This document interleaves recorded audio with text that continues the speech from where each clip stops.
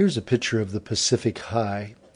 There are several semi-permanent low-pressure systems and high-pressure systems around the world at different times of year. This is January.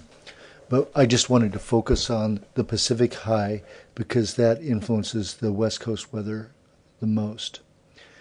Here in the Pacific Northwest, when the Pacific High is south off the coast of Baja, we get this anticyclonic flow, clockwise flow around the high pressure, which tends to bring moist air in from the southwest. This might be associated with the familiar Pineapple Express and very wet conditions. Okay. In the summer months, here we are in July, the Pacific High moves northward. Okay. In the winter, the Pacific High is south. It essentially follows the sun, and in the summer months it moves northward.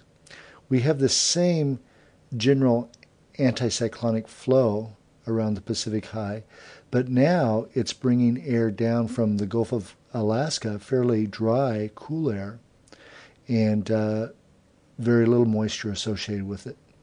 So this migration of the Pacific High from south to north and then back to south again causes much of our seasonal precipitation patterns. We have a very characteristic dry summer and wet winter on the west coast of the U.S.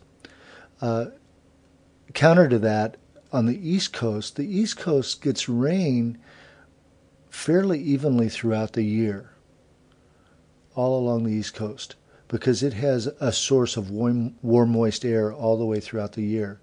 But on the West Coast, when the Pacific High is north, we have fairly dry conditions, air flowing down from the Gulf of Alaska, and when it's south, we have much moisture conditions.